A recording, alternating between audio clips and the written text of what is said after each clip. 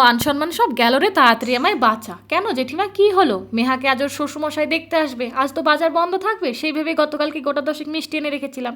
একাই তো আসবেন সেই ভেবে, কিন্তু ছেলে মেয়ে দুটো আমার কী কাণ্ড করেছে জানিস? বেয়াই মশাইয়ের তো আসার সময় হয়ে গেছে, তাই ভাবলাম ফ্রিজ থেকে দই মিষ্টি সব বের করে রাখি, ঠান্ডা ভাবটা কেটে যাবে।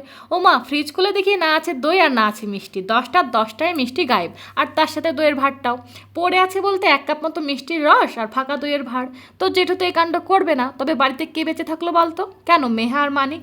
হ্যাঁ, এবার দুজনের একজনও স্বীকার করছে না কে এই সর্বনাশটি ঘটিয়েছে। মেহা বলছে মানিক খেয়েছে, আর মানিক বলছে মেহা। সকাল থেকে দুজনে তো চুল ছিঁড়াছুড়ি লাগিয়েছে। তবে আমার কাছে তো কে খেলো সেটার থেকেও বেশি টেনশন, বেয়াই মশাই এলে আমি মিষ্টির বদলে কি এমন দেবো। আমার কাছে না একটু ক্ষীর আছে, তুই কি কিছু একটু বানিয়ে দিতে পারবি 10 মিনিটের মধ্যে? তবে যাই বানাস দেখতে যেন সুন্দর হয় রে। নতুন কুটুম একটু মিষ্টি মুখ না করালে কি হয়? জেঠিমার কথা অনুসরণ করেই ব্রেড দিয়ে 10 মিনিটের মধ্যে ডেজার্টটি বানিয়ে ঝটপট দিয়ে এলাম।